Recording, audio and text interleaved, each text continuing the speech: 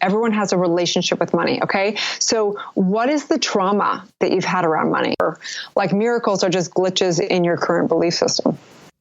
That was Dr. Erin Fall Haskell talking about wealth, prosperity, creating abundance, and awakening our inner strength today. We also talked a little bit about miracles being glitches in your belief system.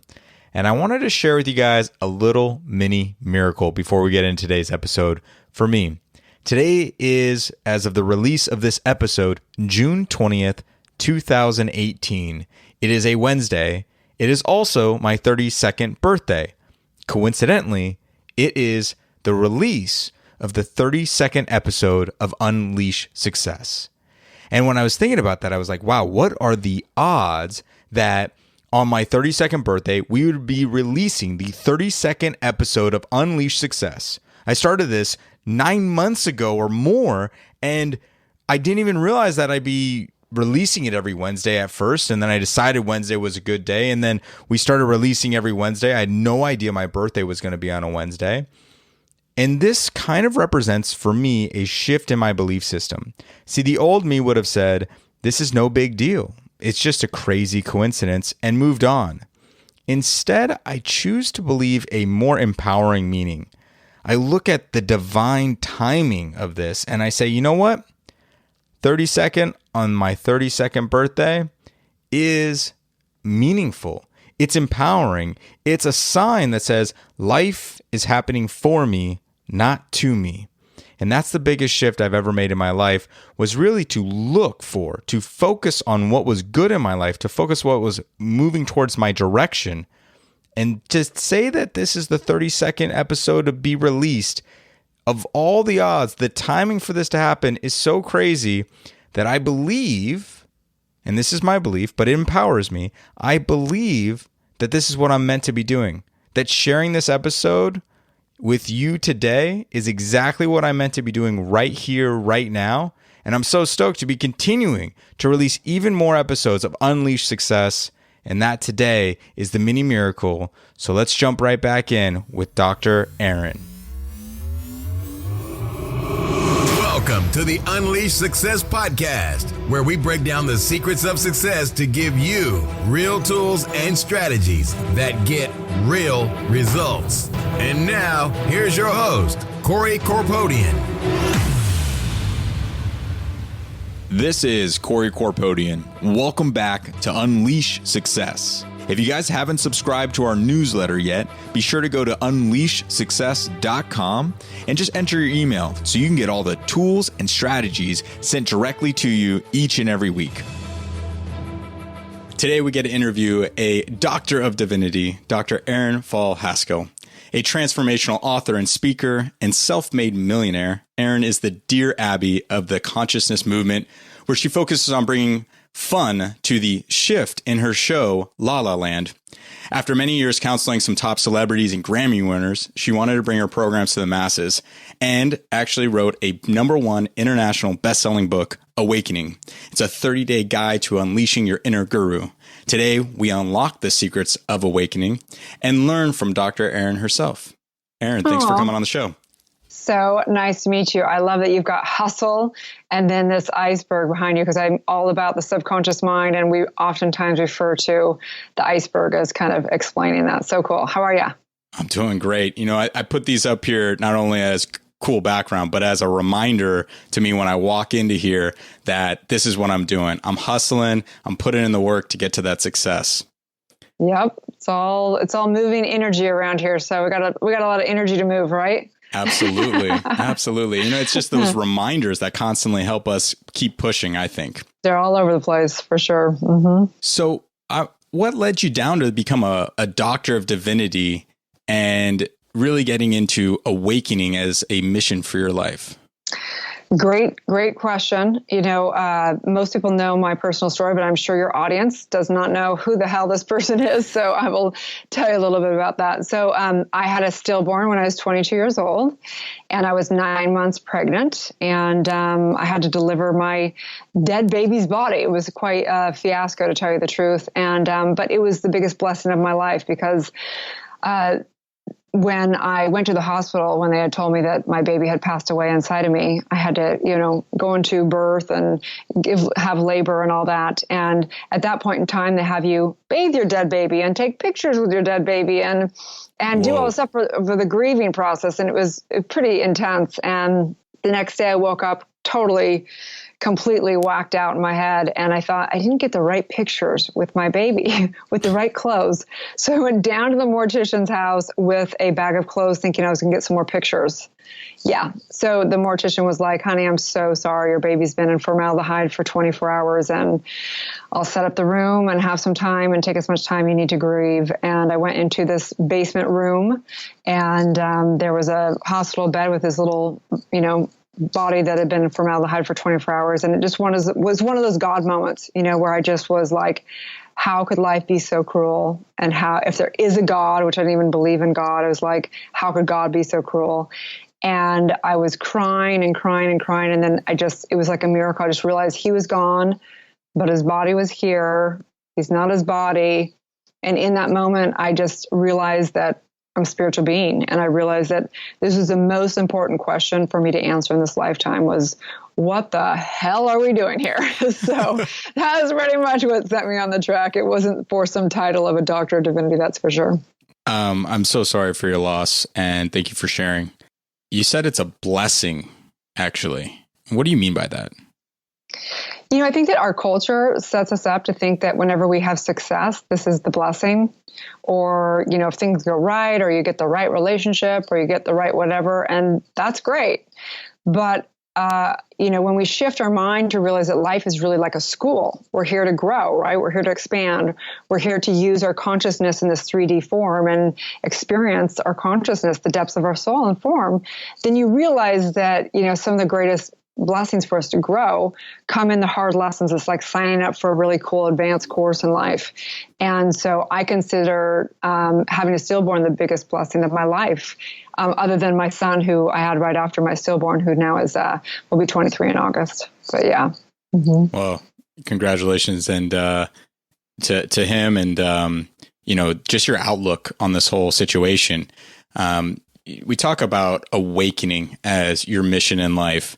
What exactly does it mean to awaken, and why is that so important to you? Mm-hmm. Such a great question. So few people actually ask that. It's like I was thinking, what is awakening, right? I've never actually answered that very often. It's so funny in all this conversation. So awakening is really about discovering your true self. It's really about taking the veil of life and the cultural programming and all of our limiting beliefs within our soul and transcending that into just realizing how powerful we are, right? Awakening really is discovering yourself and how all of life is really an outpicturing of the individual consciousness, the collective consciousness, and the cosmic consciousness.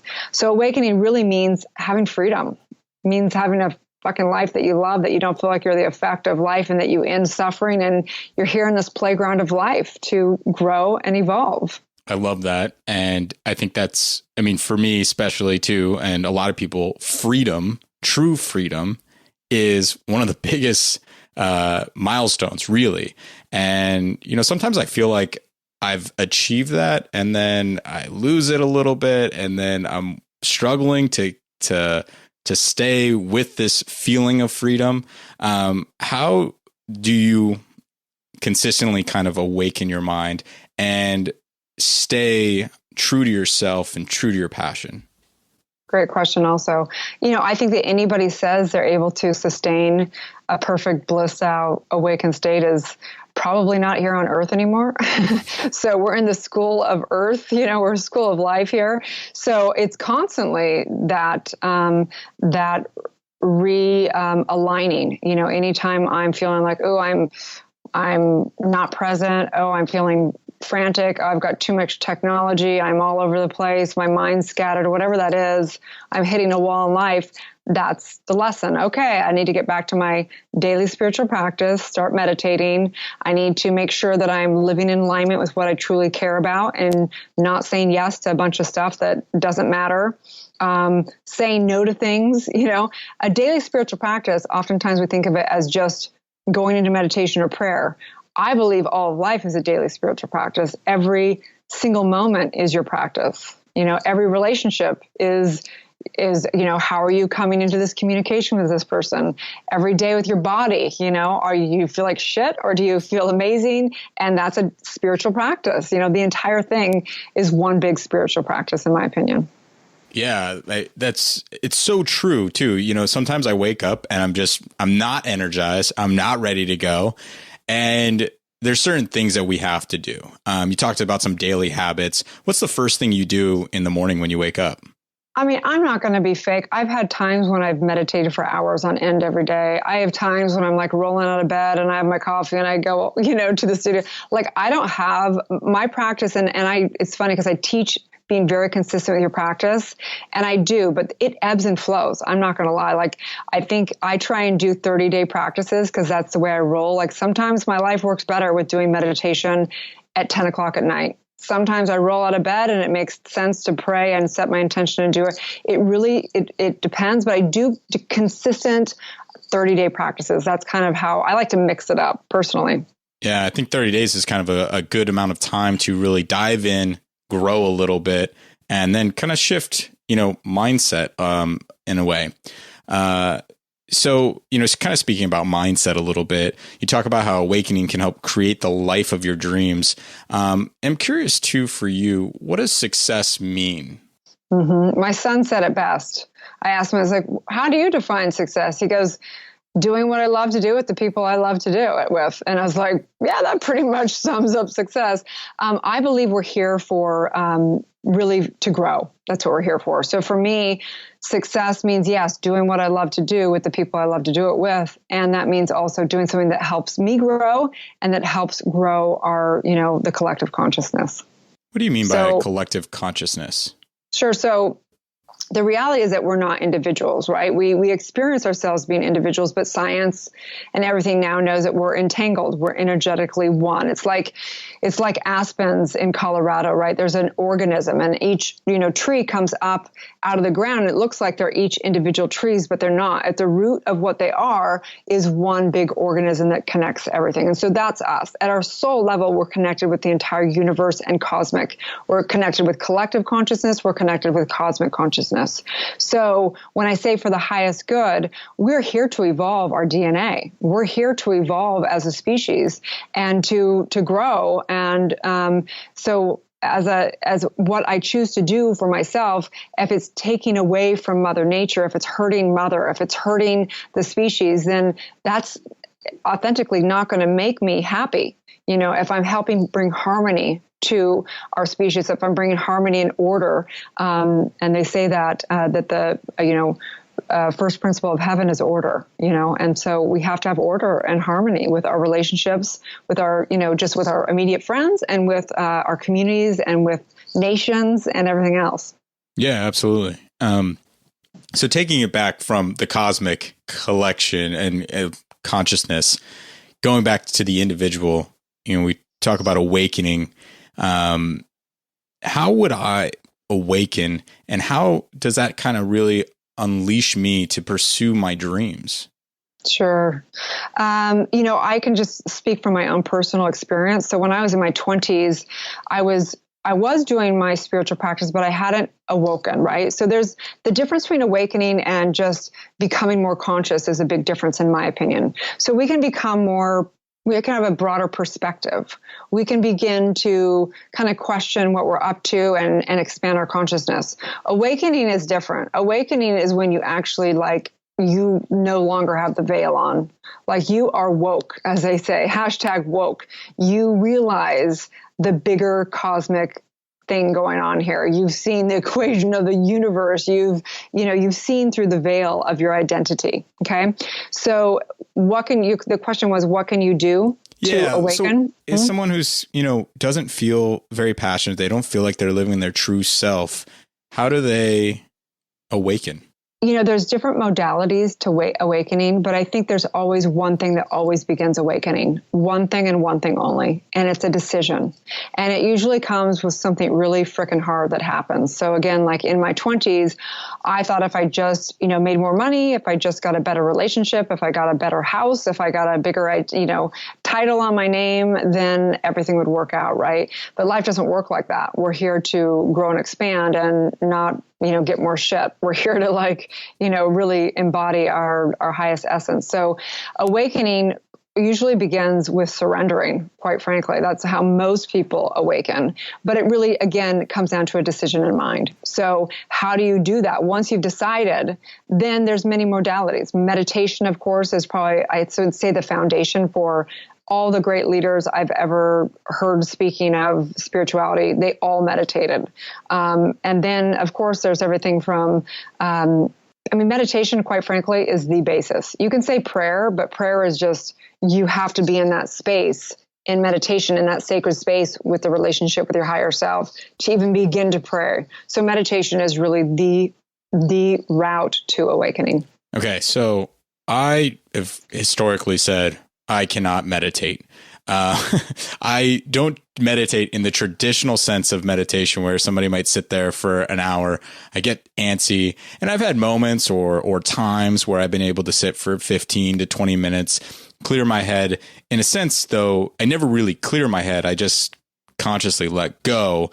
And I was wondering if that's what you mean by surrender as well.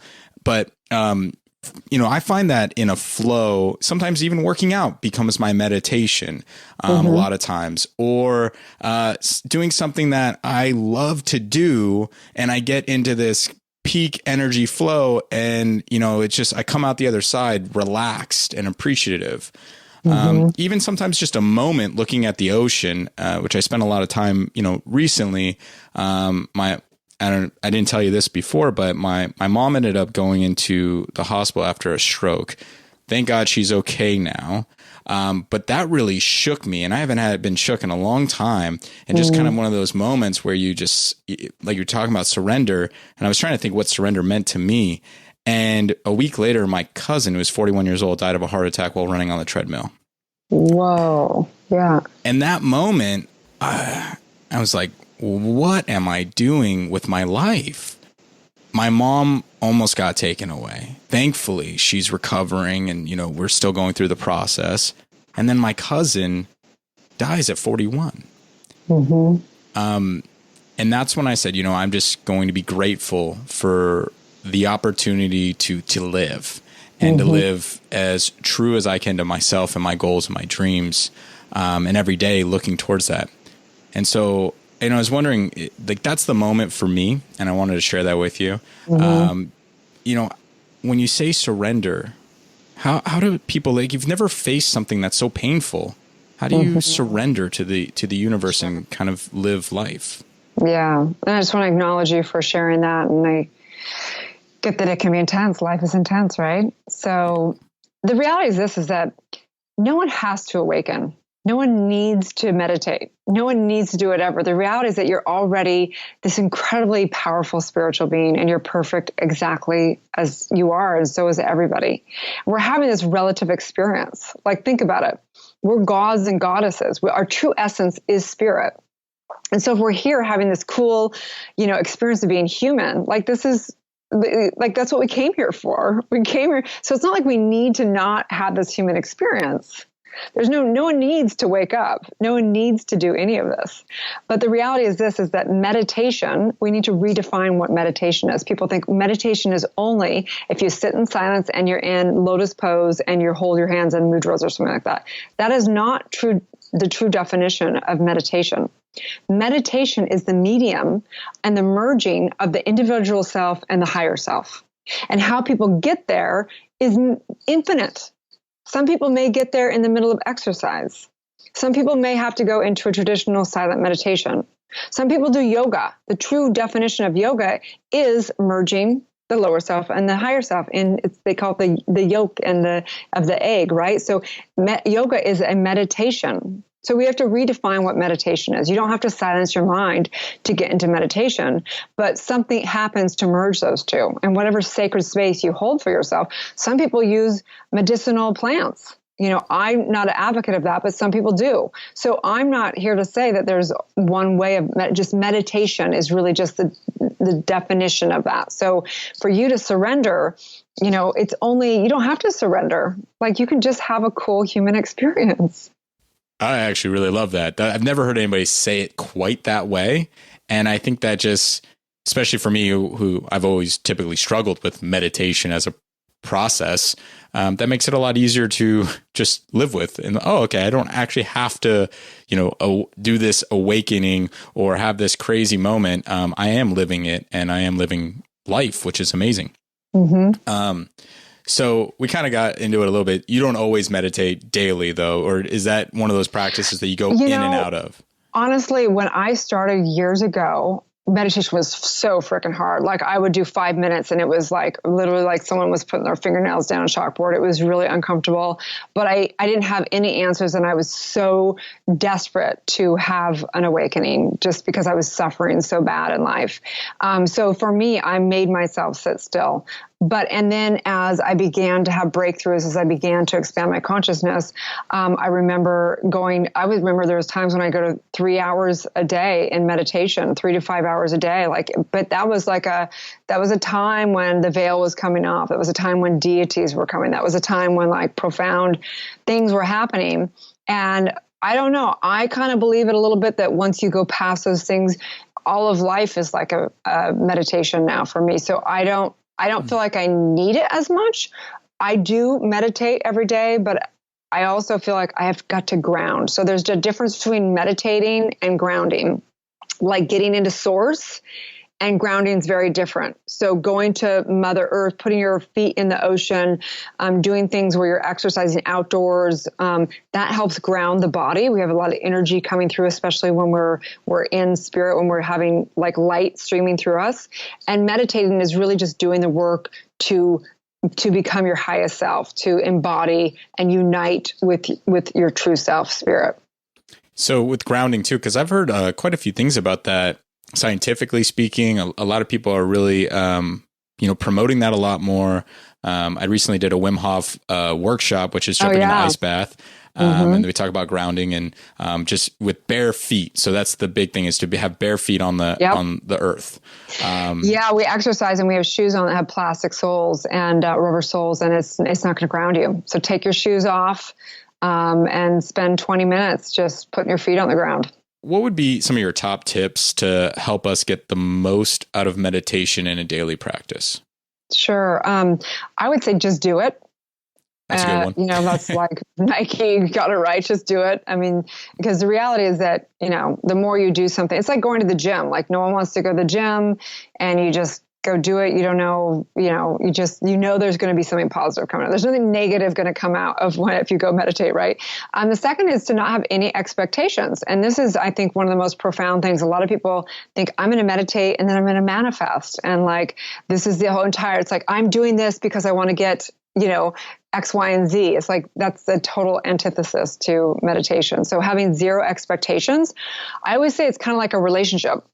So imagine you were in a relationship where one person did all the talking, they did all the communication, they never listened. It would pretty much suck, right?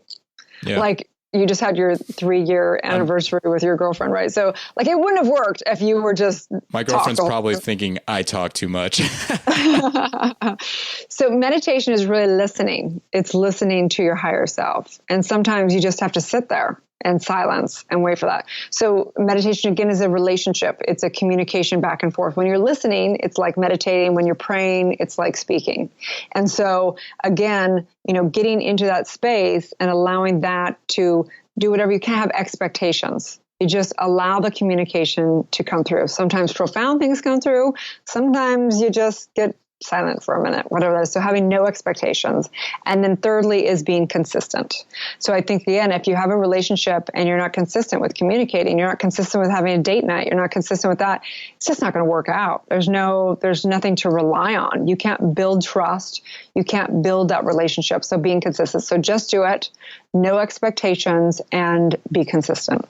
Yeah, I love it. I actually just about doing it and kind of on the same side of meditation and being consistent. You said it's like working out. I recently started practicing gratitude a lot more since the event with my cousin. Gratitude was always something I struggled with, and I started doing kind of thankful Thursdays. And then I realized, you know what, I can practice any day. But every time I go into that mode, that space, I find that I'm like, wow, it gets easier and easier to get into this feeling of full gratefulness for life, where before it was impossible, literally impossible for me to just fully understand and grasp. I mean, well, okay, not impossible. Like there was just times where I'm like, man, I wish I was grateful for this, but why deep inside do I just not? And I want more out of life. And then it all flipped upside down when I went through that whole experience with my mom and my cousin. And that's when I started practicing more. And now it's almost easier and easier to just get into this feeling of gratitude. So I love practicing and being consistent with it. But people also think of like, I'm going to get into gratitude now. I'm going to like sit down. I'm going to think of gratitude. And instead it's like, it's a practice 24/7. Like, how do we stay grateful in the middle of traffic in LA? How do I stay grateful when I'm, my friends complaining about whatever? How do we do that? And that's, I think, the conversation. I think that's the fun conversation of spirituality. How do you bring your practice into a 24/7 practice? That's so true. For me, it's finding a better question.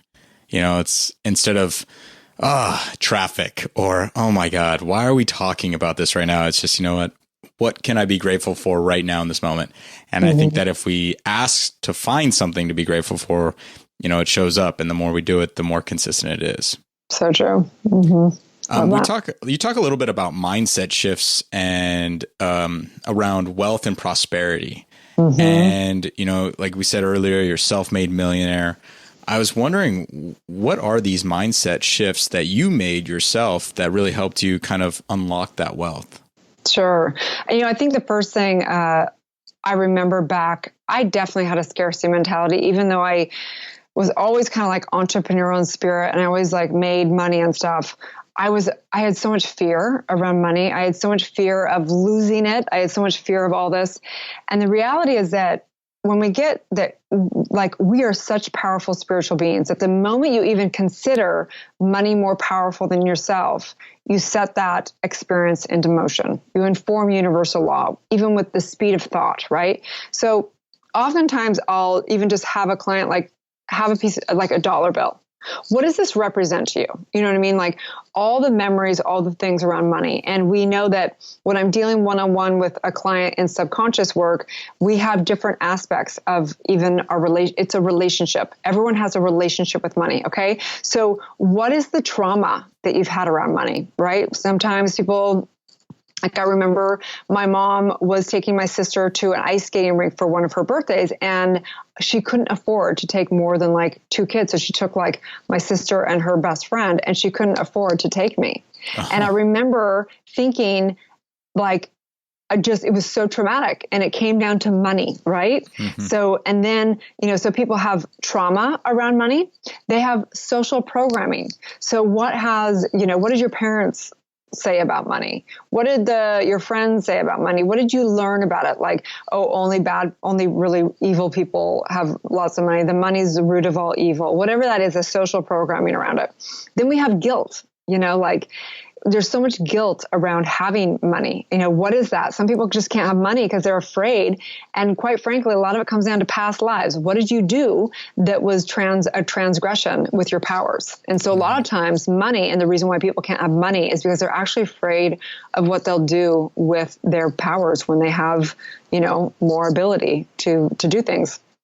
And so having the shift, first of all, we have to really just acknowledge and wake up to the fact that we are more powerful than money. Money is actually like an illusion. We know that. Like money's backed by nothing. It doesn't represent anything. Like it's just really paper just now. It's literally paper. Yeah, and they print it at will, and it's not even backed by gold, which even gold is just a materialistic thing. So agreed completely. Yeah. It's just a matter. And then you start to realize how much you have created money and the relationship around money.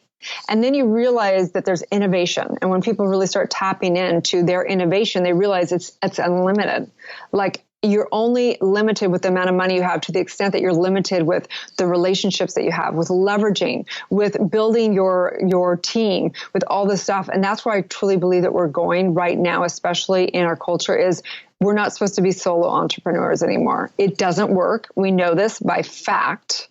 It's really an uphill battle. So when we realize the innovation within, and we realize the relationship and the leverage out of those relationships, then we realize and claim our birthright of total prosperity and abundance. Well, those are all fantastic. I mean, just the kind of the shifts that you're talking about. I know I went through them myself. Bad past experiences. We used to move around a lot just because we were kind of always chasing money. That was our thing. We chased money. And so I went into a career where I felt that I wouldn't have to chase money, but it was the fear of always having to chase money, because I'm very entrepreneurial myself. And I went into the secure job of being an orthodontist. And I found out after 10 years and almost $1 million in student loan debt that I didn't really love this as much as I thought. Mm-hmm. And so that was kind of an awakening for me. And then just so many people, myself included, grow up in, a middle class America, and we're taught certain values about money. And some of those things really cause problems later on. One of the big things was you get a new job, get a new car, get a bigger house, and that really sets people up where they're in constant debt, mm-hmm. And the relationship with money is so big. And I'm just curious what you think that we could ask ourselves as far as like, what kind of question would you ask to even figure out what your relationship with money is?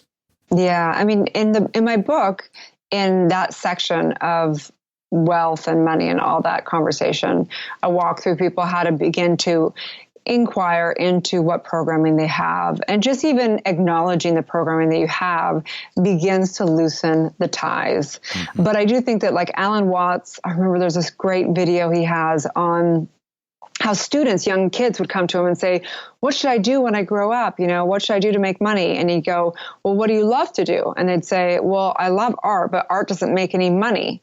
And he's like, well, that makes no sense, because if you do something just for the money, then what are you going to do? You're going to do it so that you can free up your time to do what you love to do, which is the art. So you might as well go for what you really love to do, because even if you might make less money at the beginning, you will eventually, the money will follow if you figure out how to, innovate with that. And you'll end up doing what you love all the time. And so I think that the questions to ask yourself are, number one, deprogramming your subconscious mind around the beliefs you have with money, realizing that money is just an illusion and that you can innovate with it. And then beginning to ask yourself, if you won the lottery, I think this is the best question you could ask yourself. If you won the lottery, what would you do? And that is what you should be doing. And some people go, I'd hang out and do nothing. I highly doubt it. You'd probably do that for 6 months and be really bored. So what would you really do? If money is of no object, what would you be spending your time doing? And that's what you should probably be doing. That statement about Alan Watts and you're working to make money so you could have the free time to do your passion really hit me for some reason right now. I'm split a little bit right now as I do use the money to pursue all my passions. And as those continue to gain an income and freedom, it's given me more opportunity. But, if I won the lottery, I'd probably be sitting here right now interviewing you. Mm-hmm. I really do love this. I love learning. This is such a cool interview right now. It's just like jumping in. This is something that I don't always think about. And talking about the mindset shift and the awakening, it's phenomenal stuff. Just to go further on that conversation, because sometimes we don't have the luxury of quitting the job we're in already or something like that, right? So, I think the point is then, and I had a client that has a job and he doesn't necessarily love his job. He's questioning, like, should I stay in this job? Should I not stay in this job? Because he has a bigger picture and he wants to build assets, and the job he's in is not necessarily building assets, and long story. But the point is we gave him a timeline of when he's going to make that quantum leap to doing what he loves to do. But in the meanwhile, he has to justify in his mind to think, how am I growing? What can I build my skills, and how can I learn in the job that I'm in right now?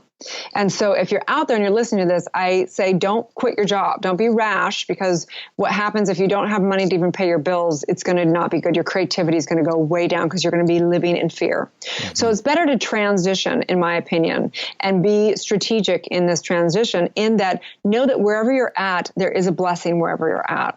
That maybe it's the relationships coming out of that position. Maybe it's that you learn to get more organized and you learn a system that you wouldn't normally learn if you just made that quantum leap into something that you want.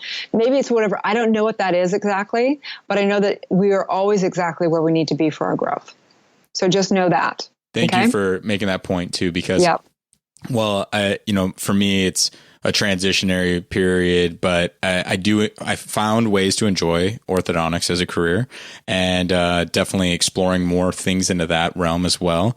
But a lot of people that I talk to are always kind of like, I want to quit my job, but then they don't have money, and so they can't survive. And when you go into survival mode, that's all you care about, and you can't, evolve and look for the things that you really are passionate about, because you're just worried about where your next paycheck is going to come from. Mm-hmm. And talking about passion as well, how do you suppose that people, if they're like, I don't know what I want to do, where do they find that passion?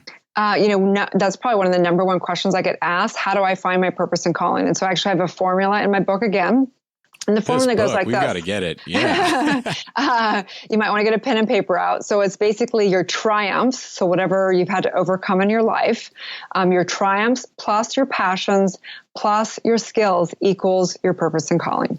So for example, for me, obviously, my triumph was having a stillborn son, and my triumph was the triumph really is really about self-love and really being fully empowered is really what my triumph is around. My passions are that I love to teach, I love to learn, I love to grow. Like that's my passion, is people and growing. And my skills are, I'm good in front of the camera, and I'm good at creating content. So I kind of took those skills. I'm also good at innovation. So I took those skills and designed them into my show, Good Morning La La Land, and into my book, and into my masterminds that I deliver, and the courses that I deliver, 30-Day Prosperity. And then I also do events with women, spiritual women entrepreneurs generally, some men as well, but we do generally the majority of the events are women spiritual entrepreneurs. So that's how I came to my purpose and calling. And it's not always clear. Not everybody always knows what, and maybe they haven't even had the triumph, right? But for example, oftentimes if we're thinking about a trainer or somebody that we want to look to for overcoming weight issues or something like that, we're not going to go to somebody that was born thin and has great genetics. Like, we want somebody that's had a hard time. If we want to learn about money, we don't necessarily want to go to somebody that was born with a silver spoon in their mouth. We want to go to somebody who was broke and homeless, right? And then they became a multimillionaire. So the point is this, is that each and every one of us has that purpose. And for you, it sounds like, your purpose and calling is helping someone that is basically taking the quantum leap from having a job that they thought was the right thing to do, that culturally they thought would, pay the bills and be a good title and do the right thing, to where they are taking a quantum leap to living their dreams and having a laptop lifestyle, whatever that is. Yeah, I love that formula too. And like you said, what if they don't have that triumph though? They didn't really go through a significant suffering or something that they had to overcome, and they just kind of lived a okay life. What then? What do you say to them then? I think that there's always a problem to solve for the world. Like, for example, one of the guests that we had on the show today, they're revamping the entire modeling industry world because they see where models go out on jobs and they don't get paid often. There's creeps that hire models sometimes. There's criminals. I've seen a lot of that lately. Yeah, right. So they're basically revamping that entire industry where they're doing background checks on everybody when they hire models. Wow. They make sure there's payments already made so that the models get paid right away, right? So the point is that may have not been some huge purpose and calling for this person, but they saw an opportunity where there was a problem in the world and where they can be of service to make it a better world. So, I talk to a lot of people that are kind of in the startup world and startup lifestyle a little bit, where they, maybe go through that formula, and find their true purpose and calling in a way. And some other people who don't find their true purpose and calling, they're just, I'm kind of excited about this. And so they're working at it, but they're not really seeing the results that they want to get. How do you help them figure out if this is the right thing for them to do, and to keep pushing, or if they should really shift and move?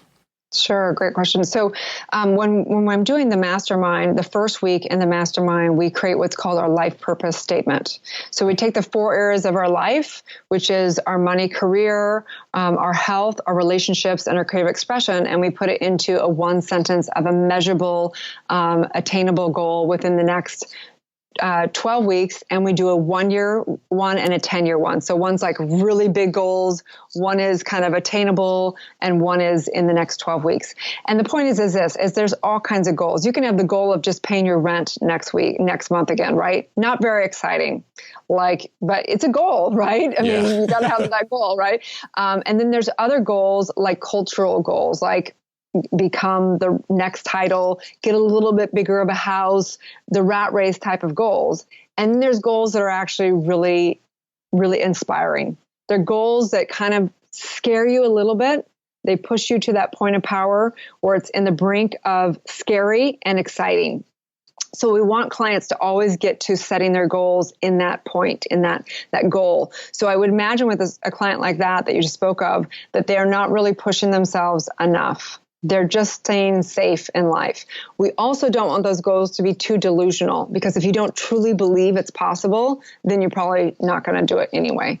So it's a real fine line there, but I would imagine that person needs to let go of everything for a minute and just brainstorm without actually thinking it's going to be a real goal. Like, let's just pretend of goals for a minute, and get them into a playful state where they're like, oh my God, like what if that actually happened? That would be super cool, Yeah, I think that beliefs are a really big thing, just even believing that something's possible, not something where it's delusional, because I believe that if you don't believe you're going to be able to accomplish it, you'll rationalize why it'll never work.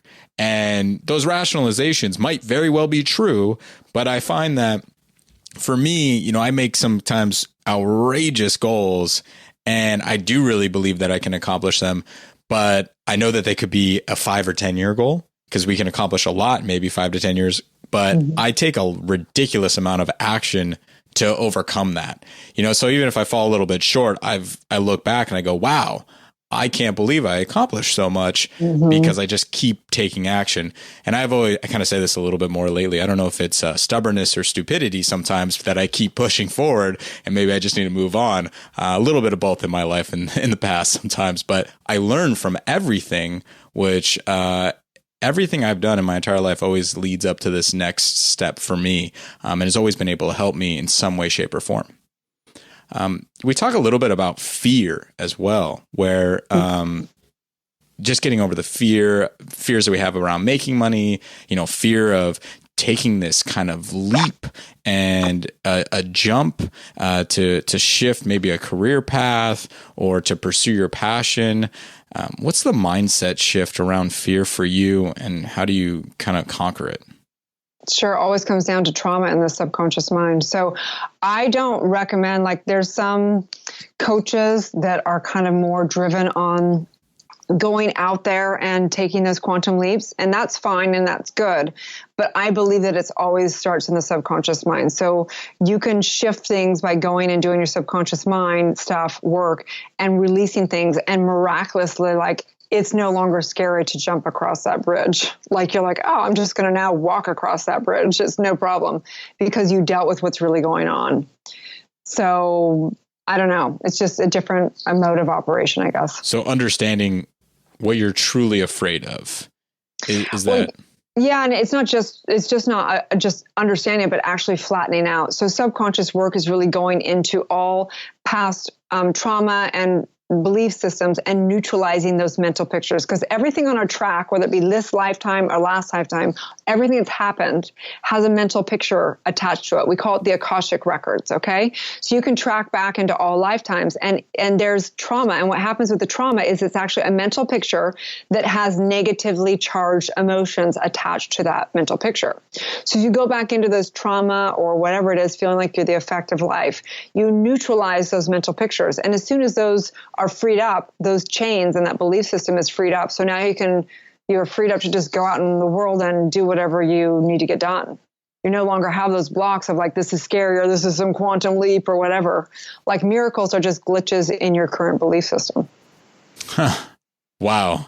I kind of believe sometimes we're like, trying to break out of the matrix in a way, and miracles are just glitches in your belief system. That I love that. Absolutely.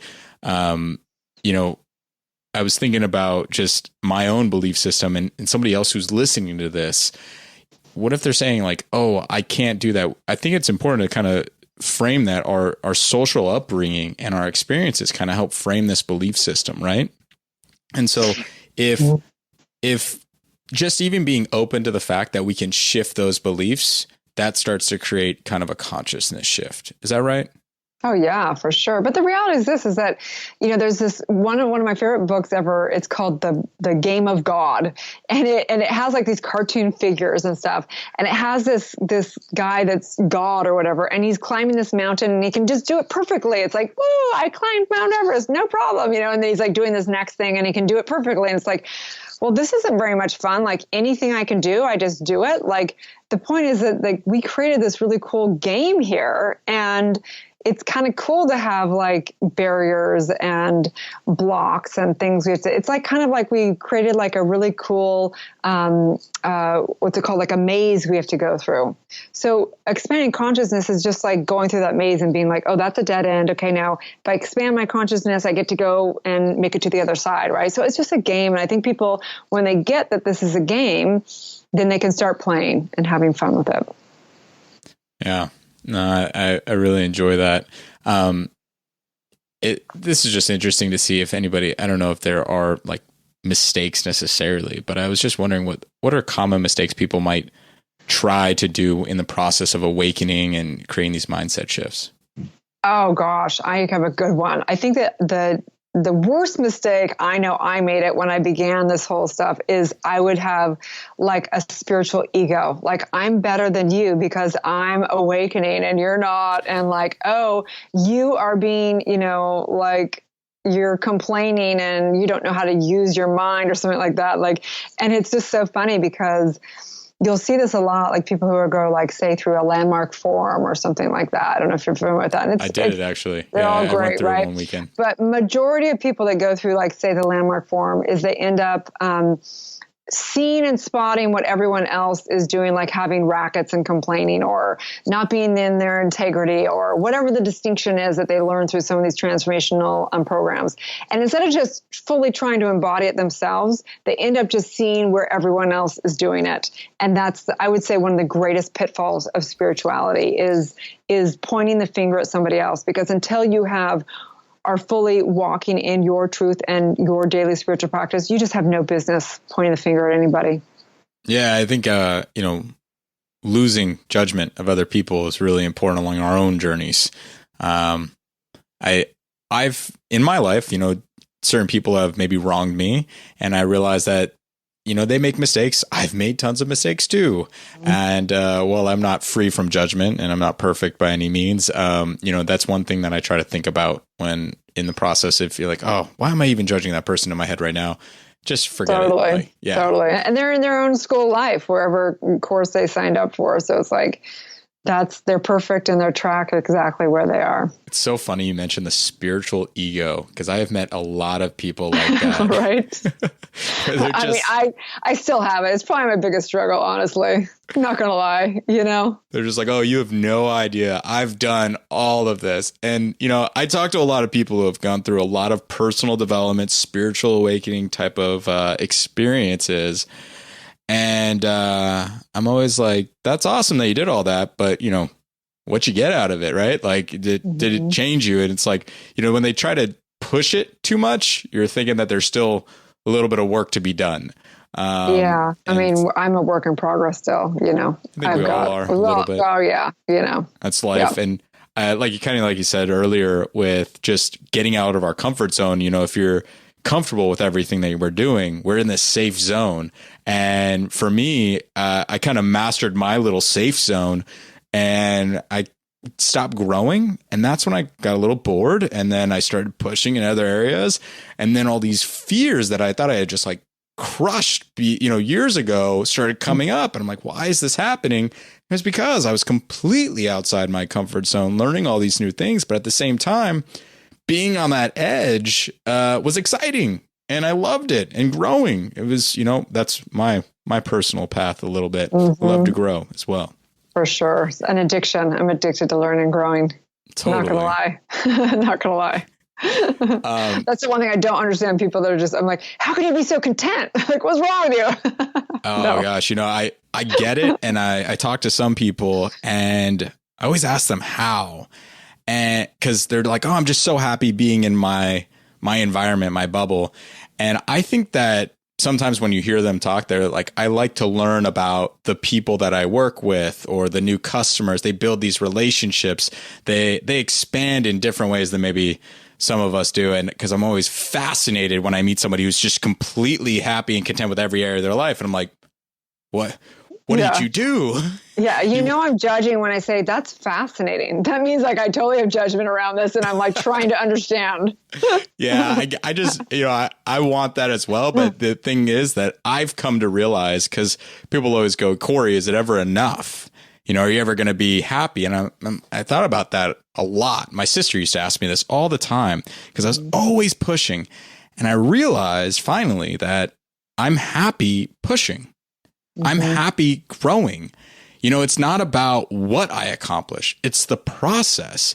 If I'm sitting there not expanding my own mind, that's when I become unhappy. Me too. Same, ditto. And it's like a certain breed, and we're just like, it just is what it is. And when I finally learned to accept myself and realize that this is just who I am, like I'm addicted to growing and learning, and it's not like I'm doing it out of that I'm not enough. It's that I just love learning and growing so much. Yeah. Same. Exactly. Ditto. Mm-hmm. I love it. It's been a great interview, Erin. Want to ask you, where can we find you online? Sure. So you can go to drerin.tv. That's DRERIN.tv.